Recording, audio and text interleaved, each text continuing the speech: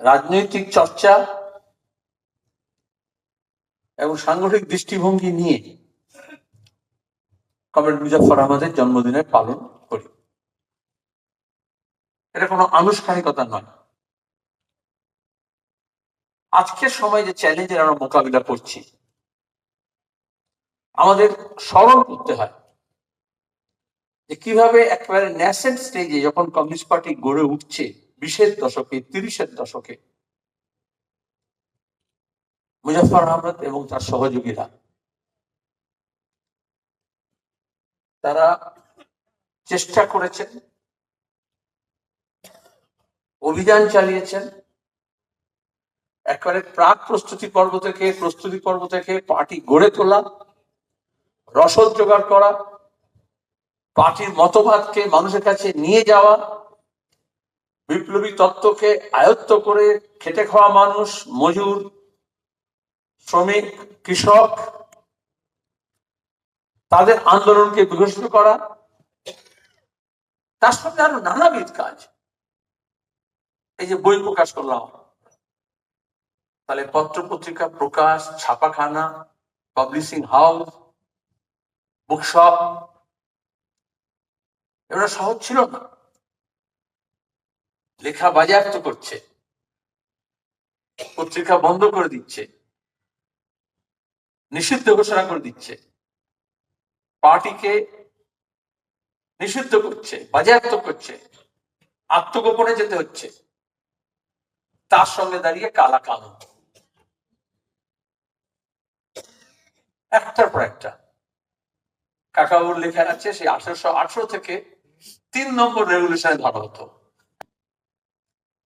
শাসক শিক্ষা নেয় না, কিন্তু আমাদের শিক্ষা নিতে হয়। প্রাথমিক পর্বে কাকাবুর ভূমিকা কি ছিল, আজকে আমরা এই যে রাহুল সংকীর্তায়নের তার জীবনের উপরে যে অভিযাত্রা, যেটা জেতা সংকীর্তায়ন করেছেন, আমরা প্রকাশ করলাম। কারণ তখন 40-এর দশকে রাহুল সংকীর্তায়ন কমিউনিস্ট পার্টির অফিসে গেলেন এবং তারপরে তার মনে হলো যে এই যে স্বাধীনতা সংগ্রামী, তাদের জীবনী, তাদের জীবন সংগ্রাম, তারা কি করে উঠে এলেন, সেগুলোকে আমাদের লিখতে হবে। এবং তিনি লিখলেন, অনেকে পরিচয় করালেন, বললেন ভারতের যারা ভবিষ্যৎ নেতা হবে, দেশ স্বাধীন হওয়ার পরে যারা সমাজ এবং রাজনীতি এবং অর্থনীতি এবং দেশ গড়ে তুলবে, তাদের সম্পর্কে দেশের মানুষের জানা উচিত। এবং তিনি কাকাবাবুকে কমিউনিস্ট আন্দোলনের পথিকৃৎ, পাইওনিয়ার বললেন। আমরা এই সময়, এই যে আগস্ট মাসে স্বাধীনতা আন্দোলনের, স্বাধীনতার কথা যখন বলবো, আমরা আমাদের পার্টি থেকে সিদ্ধান্ত করেছি প্রত্যেকটা জেলায়, প্রত্যেকটা অঞ্চলে, আমাদের দেশে এবং শুধু আমাদের এই বাংলায়, যেখানে দাঁড়িয়ে স্বাধীনতা আন্দোলনে সাম্রাজ্যবাদের বিরুদ্ধে মুখোমুখি দাঁড়িয়ে একেবারে বুক চিতিয়ে লড়াই করেছেন, জেল খেটেছেন, ফাঁসিতে গিয়েছেন, লাঠি পেটা হয়েছে, আঘাতপ্রাপ্ত হয়েছেন, গ্রামকে গ্রামে কালেকটিভ পানিশমেন্ট দিয়েছে, এরকম অসংখ্য ইতিহাস আছে। সেটাকে আমাদের তুলে ধরতে হবে। কাকাবাবু তার জীবন সংগ্রাম দিয়ে প্রমাণ করে গিয়েছেন, আমরা কেউই আলাদা আলাদা দ্বীপে বেঁচে থাকতে পারি না। 1926 সালে কাকাবাবু বলছেন, একেবারে শিখ ধর্মীয় সংগঠন, হিন্দু ধর্মীয় সংগঠন, মুসলমান ধর্মীয় সংগঠনের নামগুলো দিয়ে দিচ্ছেন।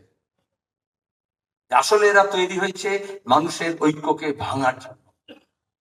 সাম্রাজ্যবাদ বিরোধী যে মানুষের ঐক্য গড়ে উঠছে, সেটাকে ভেঙে চুরমার করার জন্য সচেতন করেছে। নেতাজি সুভাষচন্দ্র বসু সম্পর্কে আমাদের সব ব্যাপারে সব মত মেলার কথা নয়, কিন্তু সাম্রাজ্যবাদ বিরুদ্ধে লড়াই, দেশপ্রেম, স্বাধীনতার প্রশ্ন, শুধু পশ্চিমবঙ্গের বিষয় নয়, এদেশের যে কোনো প্রান্তে। আমি যুব ফেডারেশনের অল ইন্ডিয়া সেক্রেটারি হওয়ার পরে দেখেছি, তামিলনাড়ুতে যে গ্রামে গিয়েছি, নেতাজির নামে কিছু না কিছু একটা মূর্তি আছে, নাহলে কোনো একটা প্রতিষ্ঠান আছে, তার অন্তত একটা ক্যালেন্ডার আছে,